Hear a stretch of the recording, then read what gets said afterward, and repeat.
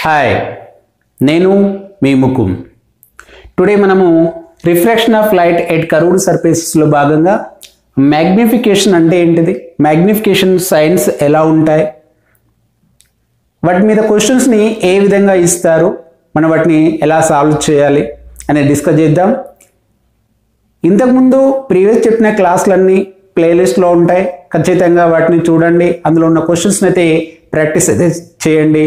Okay, తప్పకుండా మీకు ఆ క్వశ్చన్స్ చాలా ఉపయోగపడతాయి. ఓకే, మిస్ కావద్దు. రైట్, ఇక్కడ మ్యాగ్నిఫికేషన్ అంటే ఏంటిది? మ్యాగ్నిఫికేషన్ అంటే the relation between image and object. అంటే ఆబ్జెక్ట్తో కంపేర్ చేసినప్పుడు ఇమేజ్ అనేది స్మాల్గా ఉంటుందా, సేమ్ సైజ్ ఉంటుందా, ఎన్లార్జ్డ్గా ఉంటుందా. అదేవిధంగా ఆబ్జెక్ట్ డిస్టెన్స్తో కంపేర్ చేసినప్పుడు తక్కువ డిస్టెన్స్లో ఏర్పడుతుందా, సేమ్ డిస్టెన్స్లో ఏర్పడుతుందా, లేకుంటే ఎక్కువ డిస్టెన్స్లో ఏర్పడుతుందా అనే విషయాన్ని కూడా మనకు మ్యాగ్నిఫికేషన్ తెలియజేస్తుంది. ఓకేనా? Right. So magnification formula m is equal height of image by height of object, or distance ప్రకారంగా తీసుకున్నట్లయితే image distance by object distance. ఈ ఫార్ములా ఆధారంగా మనం మ్యాగ్నిఫికేషన్ ప్రాబ్లమ్స్ అయితే చేయొచ్చు. అయితే మనకు మ్యాగ్నిఫికేషన్ ఒకవేళ వాల్యూ క్యాలిక్యులేట్ చేసిన తర్వాత లెస్ దెన్ 1 వస్తే ఎట్లా, ఈక్వల్ 1 వస్తే ఎట్లా, గ్రేటర్ దెన్ 1 వస్తే ఏంటిది? లెస్ దెన్ 1 వచ్చింది అంటే image size less than object size, లేదంటే image distance less than the object distance. m is equal to అంటే మ్యాగ్నిఫికేషన్ ఈక్వల్ టు 1 వచ్చింది అనుకోండి, అప్పుడు height of image is equal to height of object. అంటే ఇవి రెండు ఈక్వల్గా ఉన్నప్పుడు, న్యూమరేటర్ అండ్ డినామినేటర్ బోత్ ఈక్వల్గా ఉన్నప్పుడు దాని వాల్యూ 1 వస్తుంది. కాబట్టి అవి రెండు సేమ్ ఉంటాయి. ఇక్కడ మనం ఈ డిస్టెన్స్ ప్రకారం చూసినట్లయితే ఆ image distance and object distance రెండు ఈక్వల్గా ఉంటాయి. తర్వాత మ్యాగ్నిఫికేషన్ గ్రేటర్ దాన్ 1 వచ్చినప్పుడు ఇమేజ్ హైట్ అనేది ఆబ్జెక్ట్ హైట్ కంటే ఎక్కువగా ఉంటుంది. డిస్టెన్స్ ప్రకారం చూసినట్లు ఇమేజ్ డిస్టెన్స్ ఆబ్జెక్ట్ డిస్టెన్స్ కంటే ఎక్కువగా ఉంటుంది. సో మనం ఇక్కడ క్వశ్చన్ చూసినట్లయితే వీటిపైన క్వశ్చన్ చూడండి. ఇక్కడ the magnification of a concave lens is always అన్నాడు. కాన్కేవ్ లెన్స్ యొక్క మ్యాగ్నిఫికేషన్ ఎంత ఉంటుంది అన్నాడు. Equal to 1, less than 1, greater than 1 or none. ఇక్కడ ఇది కాన్కేవ్ లెన్స్. ఈ కాన్కేవ్ లెన్స్లో ఆబ్జెక్టుని ఎక్కడ ఉంచినా ఇమేజ్ ఫోకస్కును ఆప్టిక్ సెంటర్ మధ్యలోనే ఏర్పడుతుంది, ఇరెక్ట్గా ఏర్పడుతుంది, అండ్ స్మాల్ సైజ్ అంటే డిమినిష్డ్గా ఏర్పడుతుంది కదా. ఆల్వేస్ అది డిమినిష్డ్గా ఏర్పడుతుంది. డిమినిష్డ్ అంటే స్మాల్ సైజులో ఏర్పడుతుంది. ఆబ్జెక్ట్తో కంపేర్ చేసినప్పుడు ఎల్లప్పుడూ అది స్మాల్ సైజులో కనపడుతుంది. Small size image size object size కంటే తక్కువగా ఉంటే మ్యాగ్నిఫికేషన్ అనేది లెస్ దెన్ 1 ఉంటుంది. అంటే ఆల్వేస్ కాన్కేవ్ లెన్స్ యొక్క మ్యాగ్నిఫికేషన్ ఆల్వేస్ లెస్ దెన్ 1 అండి. కాబట్టి మనకు ఈ ఆన్సర్ ఏంటి అవుతుంది? Less than 1. తర్వాత మనము కాన్వెక్స్ లెన్స్లో చూసినట్లయితే కాన్వెక్స్ లెన్స్లో ఆబ్జెక్టుని బిహైండ్ సి దగ్గర పెట్టినప్పుడు స్మాల్ సైజ్ ఇమేజ్ ఏర్పడ్డది. స్మాల్ సైజ్ ఇమేజ్ ఏర్పడ్డది అంటే మ్యాగ్నిఫికేషన్ లెస్ దాన్ 1 ఉంటుంది. ఆన్ సి మీద ఆబ్జెక్ట్ నుంచినప్పుడు ఇమేజ్ కూడా ఆన్ సి మీదనే ఏర్పడుతుంది. అంటే డిస్టెన్స్ ఈక్వల్గా ఉంటుంది, సైజ్ కూడా సేమ్ ఉంటుంది. కాబట్టి మనకు అప్పుడు మ్యాగ్నిఫికేషన్ 1 వస్తుంది. తర్వాత మనము ఆబ్జెక్ట్ని సికి మరియు ఎఫ్కు మధ్యలో అంటే సెంటర్ ఆఫ్ కర్వేచర్కు ఫోకస్ మధ్యలో పెట్టినప్పుడు ఇమేజ్ అనేది సికి ఆవల ఏర్పడ్డది. తర్వాత అదేవిధంగా ఇమేజ్ సైజ్ అనేది ఆబ్జెక్ట్ కంటే ఎక్కువగా ఉంటుంది. ఈ ఆబ్జెక్ట్ కంటే ఇమేజ్ సైజ్ ఎక్కువగా ఉంటుంది. కాబట్టి మ్యాగ్నిఫికేషన్ గ్రేటర్ దాన్ 1 వస్తుంది. అంటే కాన్వెక్స్ లెన్స్లో మ్యాగ్నిఫికేషన్ అనేది లెస్ దెన్ 1 ఉంటుంది, ఈక్వల్ టు 1 ఉంటుంది, గ్రేటర్ దెన్ 1 కూడా ఉంటుంది.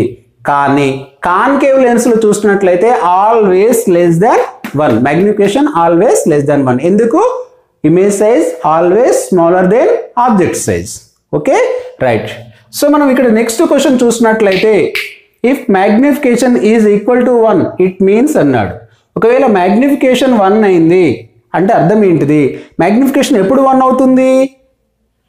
Image size object size same ఉండాలి, లేదా image distance object distance same ఉండాలి. కాబట్టి ఇక్కడ మనకి ఇచ్చిన దానిలో image is the same size as that of object. Image size అనేది ఆబ్జెక్ట్ సైజ్తో సేమ్ ఉన్నప్పుడు ఈక్వల్ 1 వస్తుంది. ఓకేనా? రైట్. ఇక్కడ మనము ఇలా మనకు వీటి మీద క్వశ్చన్స్ వస్తుంటాయి. మనం ఆల్రెడీ మిర్రర్లో మనము ఇలాంటి క్వశ్చన్స్ని మనం పే చేస్తున్నాం. తర్వాత వీటి మీద ప్రాబ్లమ్స్ వచ్చినప్పుడు ప్రాబ్లమ్స్ ఎలా చేద్దామో చూద్దాం. తర్వాత ఇంకా మనకు సైన్ కన్వెన్షన్స్ ప్రాబ్లం చేసేటప్పుడు సైన్ కన్వెన్షన్ కూడా చాలా ఇంపార్టెంట్. మనం మిర్రర్లో కూడా డిస్కస్ చేస్తున్నాం. మిర్రర్లో డిస్కస్ చేసినప్పుడు ఏంటంటే మిర్రర్లో వన్ సైడ్ అంటే ఆబ్జెక్ట్ ఇటు సైడ్ ఉంటుందో ఇమేజ్ కూడా అటు సైడ్ ఎక్కువగా ఏర్పడే అవకాశం ఉంటుంది మనం ఇక్కడ కాన్కేవ్ మిర్రర్లో చూసినప్పుడు. కానీ ఇక్కడ కొంచెం డిఫరెంట్గా ఉంటుంది. అదేంటిదని మనం మళ్ళీ ఒకసారి చూద్దాం. ఇక్కడ మనం ఆబ్జెక్ట్ డిస్టెన్స్ తీసుకున్నప్పుడు convex lens and concave lens లో బోత్ మన నెగిటివ్ వాల్యూ ఉంటుంది. ఎందుకు నెగిటివ్ వాల్యూ ఉంటుందన్నా మనము ప్రతి మెజర్మెంట్ ని కూడా ఆప్టిక్ ఇక్కడ ఏం చేస్తాం, ఆప్టిక్ సెంటర్ నుంచే మెజర్ చేస్తాం. ఇటు ఆబ్జెక్ట్ డిస్టెన్స్ మెజర్ చేసినా, ఇటు ఇమేజ్ డిస్టెన్స్ మెజర్ చేసినా మనం పీ దగ్గర స్టార్ట్ అయ్యి మెజర్ చేస్తుంటాం. కాన్కేవ్ లెన్స్ కైనా కాన్వెక్స్ లెన్స్ కైనా ఎక్కడైనా. రైట్. తర్వాత మనం అయితే ఇక్కడ ఆబ్జెక్ట్ డిస్టెన్స్ ఎక్కడ పెడుతుంటాం, ఆబ్జెక్ట్ డిస్టెన్స్ ఇది పెట్టినప్పుడు ఆబ్జెక్ట్ ఇది అనుకున్నప్పుడు ది రే ఎక్కడ వెళ్తుంది, లెన్స్ వైపు వెళ్తుంది. లెన్స్ వైపు వెళ్ళినప్పుడు మనం ఆబ్జెక్ట్ డిస్టెన్స్ ఎక్కడి నుంచి మెజర్ చేయాలి, పీ నుంచి ఇటువైపు మెజర్ చేస్తున్నాం. అంటే దాని యొక్క ఆపోజిట్ డైరెక్షన్, రే డైరెక్షన్ కు ఆపోజిట్ డైరెక్షన్ లో మెజర్ చేస్తున్నాం కాబట్టి మనం ఏం తీసుకోవాలి, నెగటివ్ తీసుకుంటాం కాన్వెక్స్ లెన్స్. అదేవిధంగా కాన్కేవ్ లెన్స్ లో కూడా రే డైరెక్షన్ ఇటువైపు ఉంటుంది. మనం ఆబ్జెక్ట్ డిస్టెన్స్ ఇక్కడ నుంచి ఇటువైపు మెజర్ చేయాలి కాబట్టి నెగిటివ్ తీసుకుంటాం. సో కాన్కేవ్ లెన్స్ లో కూడా negative. Image distance convex lens లో ఇటువైపు ఏర్పడతాయి ఇమేజెస్ అండ్ ఇటువైపు కూడా వర్చువల్ ఇమేజ్ ఏర్పడుతుంది, తెలుసు కదా మనకు. ఇటువైపు తీసుకున్నప్పుడు ఏమో పాజిటివ్ తీసుకోవాలి, ఇటువైపు ఉన్నప్పుడు నెగిటివ్ తీసుకుంటాం. కాబట్టి కాన్వెక్స్ లెన్స్ లో పాజిటివ్ ఉంటుంది, నెగిటివ్ ఉంటుంది. కానీ కాన్కేవ్ లెన్స్ లో ఆల్వేస్ ఇమేజ్ అనేది ఆబ్జెక్ట్ సైడే ఏర్పడుతుంది కాబట్టి ఇది ఆల్వేస్ నెగిటివే ఉంటుంది. ఫోకల్ లెంత్ తీసుకున్నప్పుడు కాన్వెక్స్ లెన్స్ లో ఈ కర్వ్ యొక్క ఫోకల్ లెంత్ ఇటువైపు ఉంటుంది కాబట్టి ఇది ఆల్వేస్ పాజిటివ్. అదేవిధంగా కాన్కేవ్ లెన్స్ లో తీసుకున్నట్లయితే దీని యొక్క ఫోకల్ లెంత్ ఎటువైపు ఉంటుంది, ఇటువైపు ఉంటుంది. అంటే మనం ఇటువైపు మెజర్ చేసినప్పుడు ఏం తీసుకుంటాం, నెగిటివ్. కాబట్టి కాన్కేవ్ లెన్స్ యొక్క ఫోకల్ లెంత్ ఆల్వేస్ నెగిటివే, కాన్వెక్స్ యొక్క ఫోకల్ లెంత్ ఆల్వేస్ పాజిటివ్. కాబట్టి దీన్ని పాజిటివ్ లెన్స్ అంటారు, దీన్ని నెగిటివ్ లెన్స్ అని కూడా అంటారు. కాబట్టి focal length convex lens positive, concave lens ది negative. Radius of curvature convex lens ది రేడియస్ ఆఫ్ కర్వేచర్ ఇటువైపు ఉంటుంది కాబట్టి పాజిటివ్, కాన్కేవ్ లెన్స్ ఏమో రేడియస్ ఆఫ్ కర్వేచర్ ఇటువైపు ఉంటుంది కాబట్టి నెగిటివ్ తీసుకుంటాం. హైట్ ఆఫ్ ఆబ్జెక్ట్ ఎప్పుడు కూడా ప్రిన్సిపల్ యాక్సిస్ కు అప్వర్డ్ డైరెక్షన్ లో పెడుతుంటాం కాబట్టి మనము ఆల్వేస్ పాజిటివ్, కాన్వెక్స్ కైనా కాన్కేవ్ కైనా. Height of the image height అనేది మనము కాన్వెక్స్ లెన్స్ లో ఏమవుతుందంటే డౌన్వర్డ్ లో ఉంటే అప్వర్డ్ లో కూడా ఉంటుంది. డౌన్వర్డ్ లో ఉన్నప్పుడు నెగిటివ్, అప్వర్డ్ ఉన్నప్పుడు పాజిటివ్. కాబట్టి కాన్వెక్స్ లో పాజిటివ్ ఉంటుంది, నెగిటివ్ ఉంటుంది. కానీ కాన్కేవ్ లో ఆల్వేస్ ఇరెక్టే కాబట్టి అప్పర్ డైరెక్షన్ లో ఉంటుంది కాబట్టి ఆల్వేస్ మనం అక్కడ పాజిటివ్ తీసుకుంటాం. ఓకే, ఇక్కడ మనం చూడండి, if A convex lens is placed in water it's focal length. అంటే కాన్వెక్స్ లెన్స్ ని వాటర్ లో ఉంచినప్పుడు దాని ఫోకల్ లెంత్ అనేది ఏమవుతుంది, ఇంక్రీజ్ అవుతుందా, డిక్రీజ్ అవుతుందా, డస్ నాట్ చేంజా, ఏమవుతుంది, అసలు మనకు పెరుగుతుందా? అంటే వాటర్లో కాన్వెక్స్ లెన్స్ ఉంచినప్పుడు దాని యొక్క ఫోకల్ లెంత్ పెరుగుతుందా, తగ్గుతుందా, అసలు చేంజే కాదా?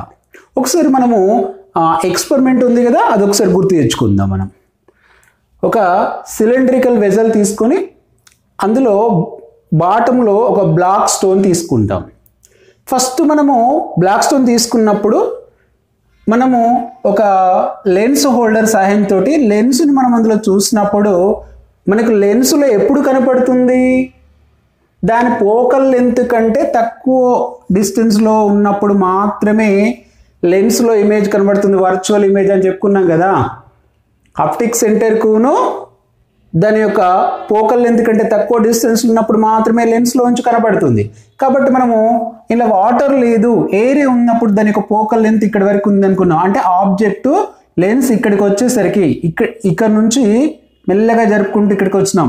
లెన్స్ ఇక్కడ దాకా కనపడదు, ఇక తర్వాత కనపడలేదు. అంటే ఫోకల్ లెంత్ ఎంత అనుకున్నాం మనము, ఎయిర్లో ఫోకల్ లెంత్ ఇక్కడ ఉందని ఒక మార్క్ చేసుకున్నాం.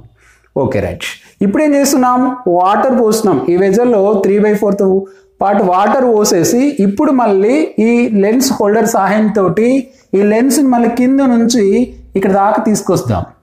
మనకు తెలుసు కదా ఫోకల్ లెంత్ ఇక్కడి వరకే ఉంది, అంటే ఆబ్జెక్ట్ ఇంతకుముందు ఇది దాటినాక కనపడలేదు, ఈ ఫోకల్ లెంత్ దాటినాక కనపడలేదు. కానీ ఇప్పుడు ఈ వాటర్లో మనం ఈ ఫోకల్ లెంత్ కంటే ఎక్కువ డిస్టెన్స్ తీసుకెళ్ళినప్పటికి కూడా కనపడ్డది. మనకి ఇందులో లెన్స్లో ఎప్పుడు కనపడుతున్నాం, ఫోకల్ లెంత్ కంటే తక్కువ డిస్టెన్స్ ఉన్నప్పుడు కనబడుతుంది. అంటే ఇందులో నుంచి కనబడుతుంది అంటే ఫోకల్ లెంత్ ఇక్కడికి కాదు, వాటర్లో ఇక్కడ దాకా ఉంది. అంటే ఎయిర్లోని ఫోకల్ లెంత్ కంటే వాటర్లో ఫోకల్ లెంత్ ఎక్కువ ఉన్నట్టుగా తెలుస్తుంది. కాబట్టి ఫోకల్ లెంత్ వాటర్లో ఉన్నప్పుడు ఏమవుతుంది, ఇంక్రీజ్ అవుతుంది. కాబట్టి మనము ఈ ఎక్స్పెరిమెంట్ ఆధారంగా ఏం చెప్పొచ్చు అంటే focal length depending on surrounding media, అంటే అది ఏ మీడియంలో ఉంది అనే దాని మీద ఆధారపడి కూడా ఉంటుంది. అది ఉన్న మీడియం మీద ఫోకల్ లెంత్ పెరగవచ్చు తగ్గవచ్చు. Okay right. Next the focal length of a lens depends on అన్నాడు. అంటే ఒక లెన్స్ యొక్క ఫోకల్ లెంత్ దేని మీద డిపెండ్ అవుతుంది, ఫస్ట్ ఇప్పుడే చూస్తున్నాం సరౌండింగ్ మీడియం మీద డిపెండ్ అయి ఉంటుంది. ఇంకా దేని మీద డిపెండ్ అంటే లెన్స్ మేకర్ ఫార్ములా ఆధారంగా ఫోకల్ లెంత్ అనేది రిఫ్రాక్టివ్ ఇండెక్స్ మీద డిపెండ్ అయి ఉంటుంది. ఫోకల్ లెంత్ దేని మీద డిపెండ్ అయి ఉంటుంది, రిఫ్రాక్టివ్ ఇండెక్స్ మీద డిపెండ్ అయి ఉంటుంది. రేడియస్ ఆఫ్ కర్వేచర్ మీద కూడా డిపెండ్ అయి ఉంటుంది. కాబట్టి ఇక్కడ మనం ఆప్షన్ చూసినట్లయితే రేడియస్ ఆఫ్ కర్వేచర్, కాబట్టి ఇది ఫోకల్ లెంత్ అనేది రేడియస్ ఆఫ్ కర్వేచర్ మీద డిపెండ్ అయి ఉంటుంది. తర్వాత ఫోకల్ లెంత్ రిఫ్రాక్టివ్ ఇండెక్స్ మీద డిపెండ్ అయి ఉంటుంది. కాబట్టి బోత్ రెండు కరెక్టే, కాబట్టి థర్డ్ ఆప్షన్ ఈస్ కరెక్ట్. మనకి ఏంటిదంటే correct, third option correct. So మనము థర్డ్ క్వశ్చన్ చూసినట్లయితే air bubble in water behave like. Air bubble అనేది వాటర్లో ఉంచినప్పుడు అది ఎలా బిహేవ్ చేస్తుంది అంటే కాన్వర్జెంట్ లెన్స్ కన్నా డైవర్జెంట్ లెన్స్నా. మనందరికీ తెలుసు ఎయిర్ బబుల్ లైక్ ఏ స్పియర్ అంటే కాన్వెక్స్ సర్ఫేసెస్ ఉంటాయి. కాన్వెక్స్ లెన్స్ ఎలా ఉంటుంది మనకు తెలుసు, కాన్వర్జెంట్ లెన్స్ అంటే రేస్ని ఒక దగ్గర మీట్ అయ్యేటట్టుగా చేస్తుందని మనకు తెలుసు. అది ఒకసారి మనం ఇక్కడ చూద్దాం. అంటే మనము ఒక గ్లాస్ తీసుకుందాం, అంటే మన కాన్వెక్స్ లెన్స్ గ్లాస్గానే ఉంటుంది కదా.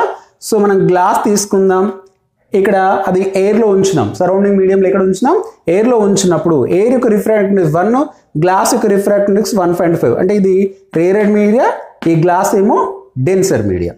ఇప్పుడు ఈ రేరర్ మీడియా నుంచి ఇక్కడ కూడా ఒక స్పియరే తీసుకుందాం, ఎందుకంటే మనకు అది అక్కడ అర్థం కావాలి కదా ఎయిర్ బబుల్. కాబట్టి ఇక్కడ మనము రే అనేది రేరర్ మీడియం నుంచి ఈ గ్లాస్లోకి వెళ్ళింది, డెన్సర్ మీడియంకి వెళ్ళింది. సో మనము ప్రతి రేడియస్ కూడా నార్మల్ అనుకున్నాం కదా, ఇక్కడ ఒక నార్మల్ డ్రా చేసినాం. అప్పుడు ఏమవుతుంది, రేరర్ మీడియం నుంచి రే అనేది డెన్సర్ మీడియంకి వెళ్ళినప్పుడు టువర్డ్స్ టు నార్మల్, అంటే నార్మల్కు దగ్గర వస్తుంది. ఇలా స్ట్రైట్గా వెళ్ళకుండా నార్మల్కి దగ్గర వచ్చి సెకండ్ సర్ఫేస్ మీద ఇక్కడ ఇన్సిడెంట్ అయింది. తర్వాత నెక్స్ట్ ఏమైంది, ఇది డెన్సర్ మీడియా, ఇది రేరర్ మీడియం. అంటే డెన్సర్ మీడియం నుంచి రేరర్ మీడియంకి వెళ్ళింది, ఇది నార్మల్. ఈ నార్మల్కు అంటే డెన్సర్ నుంచి నార్మల్కి వెళ్ళేటప్పుడు ఏమవుతుంది, అవే ఫ్రమ్ టు నార్మల్, అంటే నార్మల్కు దూరంగా జరుగుతుంది కదా. సో ఆ డైరెక్షన్లో ఇలా వెళ్ళింది. సో మనం ఇంకొక రే కూడా అలానే గీస్తే అది కూడా నార్మల్కు దూరంగా, లాస్ట్కు నార్మల్కు దూరంగా జరుగుతూ ఈ రెండు రేస్ ఏమైనా మీట్ అయినాయి. అంటే ఇక్కడ ఏమైంది, గ్లాస్ అనేది ఆ రేస్ని కాన్వర్జెంట్ చేసింది, కాబట్టి ఇక్కడ కాన్వర్జెంట్గా పనిచేస్తుంది. అంటే ఇక్కడ ఏమవుతుంది, ఆ లెన్స్ యొక్క రిఫ్రాక్టివ్ ఇండెక్స్ కంటే తక్కువ రిఫ్రాక్టివ్ ఇండెక్స్ ఉన్న మీడియంలో ఉంచినప్పుడు ఇది కాన్వర్జెంట్ లెన్స్గానే పనిచేస్తుంది. ఇప్పుడు ఇక్కడికి వద్దాం మనం. ఇప్పుడు ఇక్కడ ఉంది, ఇక్కడ ఎయిర్ బబుల్, ఒక ఎయిర్ బబుల్ ఎక్కడ ఉందంటే వాటర్లో ఉంది. ఈ వాటర్ యొక్క రిఫ్రాక్టివ్ ఇండెక్స్ ఎంత, 1.33 అప్రాక్సిమేట్లీ. ఎయిర్ యొక్క రిఫ్రాక్టివ్ ఇండెక్స్ ఎంత, 1. ఓకే, సో ఇక్కడ మనం చూసినట్లయితే వాటర్ డెన్సర్ మీడియా అవుతుంది, ఈ ఎయిర్ బబుల్ మీడియా ఏంటిదంటే రేరర్ మీడియా అవుతుంది. ఇప్పుడు రే అనేది ఈ వాటర్ నుంచి ఎయిర్ బబుల్లోకి వెళ్ళేటప్పుడు ఇక్కడ ఏమవుతుంది, ఇది డెన్సర్ మీడియా, ఈ డెన్సర్ మీడియా నుంచి రేరర్ మీడియాకి వెళ్ళేటప్పుడు ఆ రే అని రిఫ్రాక్టెడ్ రే అనేది అవే ఫ్రమ్ టు నార్మల్ కదా, కాబట్టి నార్మల్కి ఈ డైరెక్షన్ వెళ్ళకుండా ఈ డైరెక్షన్ వెళ్ళిపోతుంది, అంటే దూరంగా జరుగుతుంది. దూరంగా జరిగిన తర్వాత సెకండ్ మళ్ళీ ఇక్కడ నుంచి ఎయిర్లో నుంచి వాటర్కి వెళ్తుంది, అంటే రేరర్ మీడియం నుంచి డెన్సర్ మీడియంకి వెళ్తుంది. రేరర్ నుంచి డెన్సర్కి వెళ్ళేటప్పుడు towards to normal, refracted ray ఎక్కడికి వెళ్తుంది, టువర్డ్స్ టు నార్మల్ దగ్గరికి వెళ్ళింది, అంటే ఈ డైరెక్షన్ వెళ్ళిపోయింది. సో ఇక్కడ నుంచి కింద నుంచి వచ్చిన రే ఎటు వెళ్ళిపోతుంది, ఇటు వెళ్ళిపోతుంది. అంటే ఇక్కడ ఏమైంది, డైవర్జెంట్ అయింది. కానీ కాన్వెక్స్ సర్ఫేసెస్ ఉన్నాయి, కానీ రేస్ మాత్రం డైవర్జెంట్ చేసింది. అంటే కాన్వెక్స్ లెన్స్ ఆ లెన్స్ యొక్క రిఫ్రాక్టివ్ ఇండెక్స్ కంటే ఎక్కువ రిఫ్రాక్టివ్ ఇండెక్స్ ఉన్న మీడియంలో ఉంచినప్పుడు అది డైవర్జెంట్గా పనిచేస్తుంది. ఎయిర్ బబుల్ యొక్క రిఫ్రాక్టివ్ ఇండెక్స్ అది ఉంచిన మీడియం యొక్క రిఫ్రాక్టివ్ ఇండెక్స్ కంటే తక్కువ ఉంది. అంటే ఎయిర్ బబుల్ తన రిఫ్రాక్టివ్ ఇండెక్స్ కంటే ఎక్కువ రిఫ్రాక్టివ్ ఉన్న వాటర్లో ఉంచడం వల్ల ఇది డైవర్జెంట్ లెన్స్గా పనిచేస్తుంది.